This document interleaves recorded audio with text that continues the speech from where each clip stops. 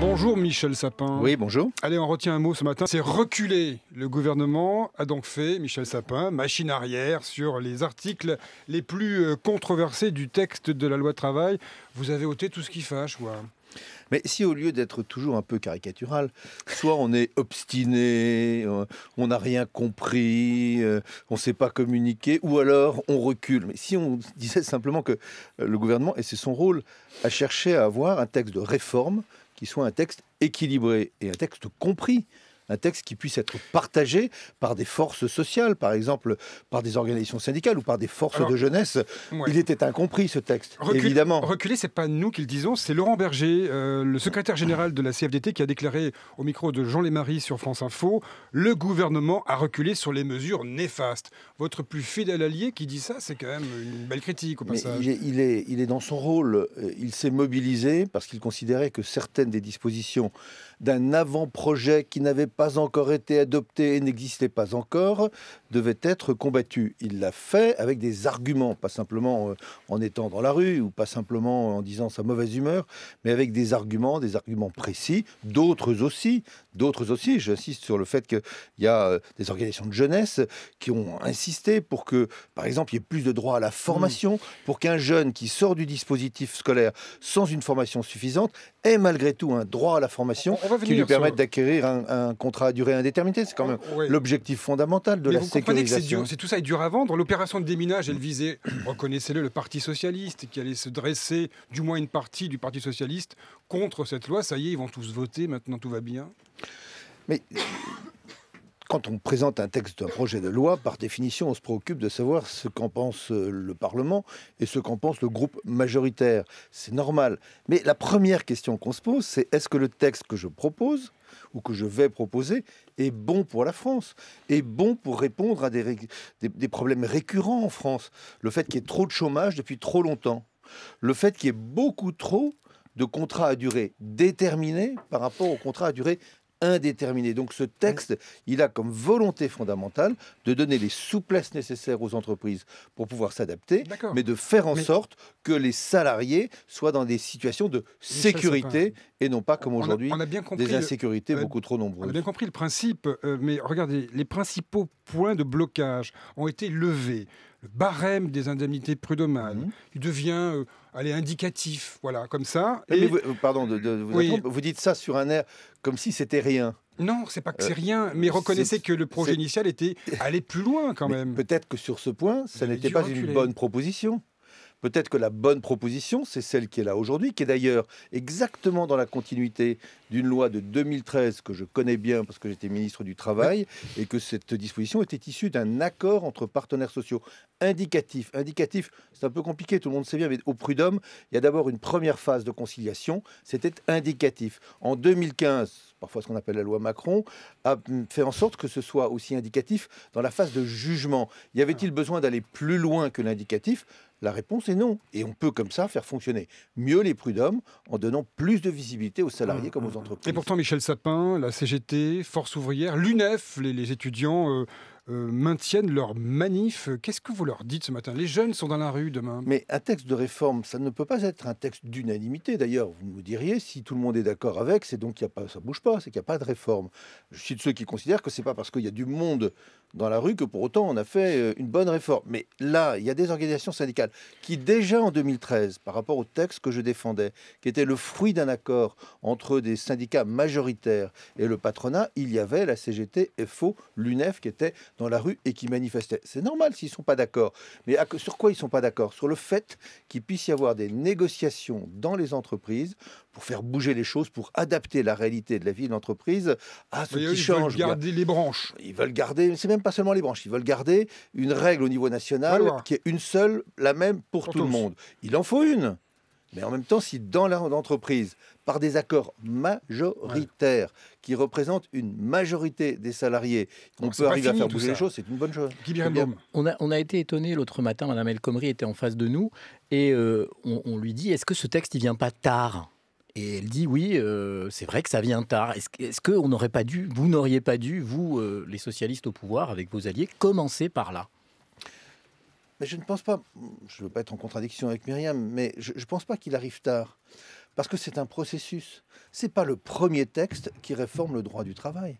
Ce n'est pas le premier texte qui réforme la négociation dans l'entreprise. Je le répète, fin 2012, tout à fait au début du quinquennat, il y a une négociation qui est ouverte. Il y a un accord majoritaire entre organisations syndicales et patronales en janvier 2013. À l'été 2013, il y a une première loi qui donne de la souplesse aux entreprises et qui donne des droits.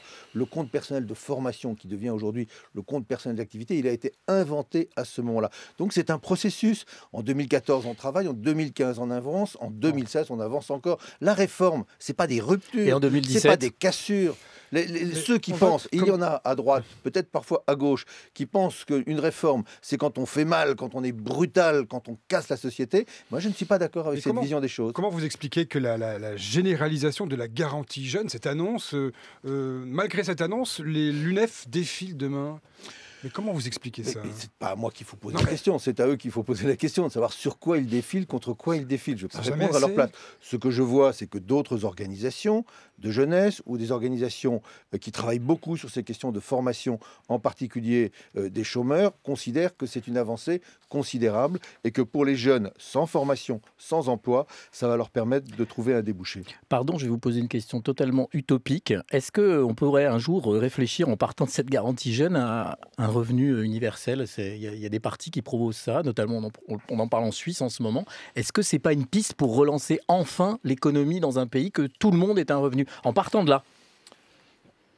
Je comprends tout à fait cette proposition. Et quand on met en place, par exemple, le RSA, ça a été fait, le RSA dit socle, c'est bien un revenu pour tout le monde. Quand on a étendu, par exemple, la prime d'activité, c'est ce qui va remplacer le RSA, à l'ensemble des personnes, et en particulier aux jeunes de moins de 25 ans, c'est une avancée dans ce domaine. Mais il faut toujours bien équilibrer les choses.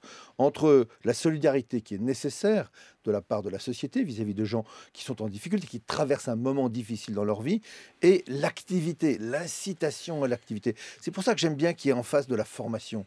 J'aime bien qu'il y ait en face une activité, parfois même une activité au service des autres, mais qu'il y ait une contrepartie. S'il n'y a pas cette contrepartie, on risque d'être dans une société de l'assistance, et ça ne passerait pas. Et ça ne passerait pas dans une majorité des Français. Michel Sapin, parmi les mécontents du jour, il y a Pierre Gattaz qui a dit ce sera la fin des haricots s'il y a encore des reculades.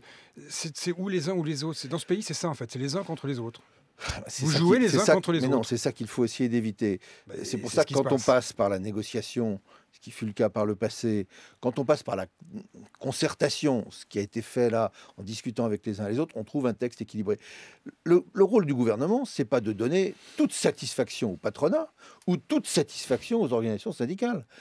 Sinon, où est l'intérêt général? Nous défendons un intérêt général qui est supérieur à l'intérêt défendu par le patronat, supérieur à l'intérêt défendu par les syndicats. Et pourtant, leurs intérêts sont de très beaux intérêts et qu'ils se battent extrêmement bien pour les défendre. Donc c'est ça qu'on recherche, l'intérêt général. L'intérêt général, il est dans un texte équilibré. Bon, on va vous faire plaisir. Vous n'avez pas que des mauvaises nouvelles tous les jours. Vous avez aussi cette baisse plus nette que prévu du déficit de la Sécu. C'est un peu le chiffre rassurant du jour, c'est ça?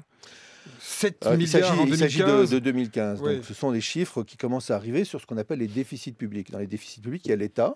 On a déjà les résultats. Notre déficit est plus faible que celui que nous avions prévu. La sécurité sociale, c'est presque la moitié de la dépense publique. Le déficit sera plus faible que prévu. Il reste encore les collectivités locales. Mais parce qu'il y a un vrai travail en profondeur. Là, c'est une maîtrise des dépenses et des dépenses de santé sans pour autant qu'on ait diminué le niveau du remboursement aux assurés, sans qu'on ait placé les hôpitaux publics dans des situations intenables. On fait un vrai travail en profondeur. Il y a une qualité des soins, mais qui peut être moins chère. Et de même qu'il y a eu plus d'emplois créés l'année dernière qu'on ne le pensait. Et quand vous avez des emplois créés, il y a des cotisations versées. C'est un peu un paradoxe, vertueux, Michel Sapin. On nous dit que la courbe du chômage est très élevée, elle ne faiblit pas, et vous nous parlez de création d'emplois. Oui, voilà. Pourquoi? Parce que, comme vous le savez, en France, on a une qualité exceptionnelle, mais qui est une difficulté dans le moment, c'est qu'on a fait beaucoup d'enfants, et donc il y a beaucoup de jeunes qui arrivent sur le marché du travail. Si nous avions la même démographie qu'en Allemagne, on aurait un chômage beaucoup plus faible. Moi, je préfère qu'on ait une démographie forte aujourd'hui, qui nous pose problème, parce qu'il faut créer énormément d'emplois emploi pour faire reculer le chômage, plutôt que des questions pour l'avenir en disant mais qui paiera nos retraites? Moi je sais qui paiera nos retraites, dès lors qu'ils ont du travail. C'est pour ça qu'il faut de la croissance, c'est pour ça qu'il faut lutter contre les déficits, et c'est pour ça qu'il faut réformer la France. Il y a quelque chose qui ne recule pas, Michel Sapin, c'est le mécontentement dans les rangs du Parti socialiste. Martine Aubry est devenue quasiment une opposante de l'intérieur.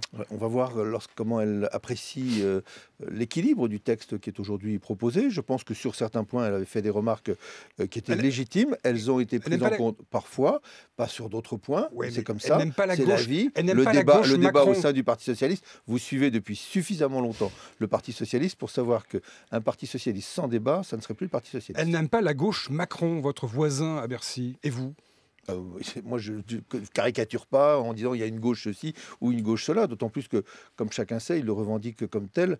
M. Macron n'est pas membre du Parti socialiste, donc c'est un débat entre quelqu'un qui porte énormément de choses au sein du gouvernement, le Parti socialiste, certains au sein du Parti socialiste. Nous débattons, mais nous ne débattons pas dans l'injure, nous ne débattons pas dans l'invective. Reconnaissez que vous n'êtes pas débattons pas dans la brutalité. Heureusement qu'on n'est pas toujours d'accord. Ça vous a énervé son interview à l'Express, parce que vous avez dit en marge d'une conférence de presse que c'était pas son boulot. Il y a un ministre qui est chargé de ça, c'est moi, a dit Michel Sapin, interrogé lors d'une conférence de presse à Bruxelles, parce qu'il avait parlé de la politique budgétaire de l'Union européenne. Ça vous a énervé? Mais moi, d'abord, est-ce que vous trouvez que je suis quelqu'un d'énervé? Non, vous avez compris. J'ai pris l'habitude de ne pas m'énerver. Et la deuxième chose, c'est qu'un gouvernement, c'est un ensemble, c'est une équipe, donc il faut être extrêmement solidaire entre nous, mais en même temps, c'est chacun a son rôle, chacun tient son dossier, chacun est dans son domaine. Et là, il n'était pas dans... Là, M. Macron est sorti de son domaine. C'est ce que j'ai lu dans la presse, dans la bouche d'un ministre qui connaît bien le dossier. C'est-à-dire vous, c'est vous qui l'avez dit. Quel silence. Michel Sapin, toutes ces polémiques aujourd'hui, dès qu'il y a une réforme qui pointe le bout de son nez, on se demande comment est possible aujourd'hui une candidature de François Hollande en 2017. Elle semble ne pas faire l'unanimité à gauche. Est-ce que vous pensez que c'est encore possible aujourd'hui? Vous connaissez des candidatures à gauche ou à droite qui aujourd'hui feraient l'unanimité? Je n'en connais pas. Il n'y en a pas, vous avez raison là-dessus. C'est le débat. Et quand la France traverse une période comme celle qu'elle traverse depuis 2008, qui est une période d'extrême difficulté, avec les effets des crises, de la crise dans le domaine budgétaire, économique, social, avec des problèmes sur elle-même, sur son identité, sur son avenir, on comprend qu'il y a de sacrés débats au sein de la société et des Français. Donc il n'y a pas d'unanimité. Mais moi je poserais une question très simple.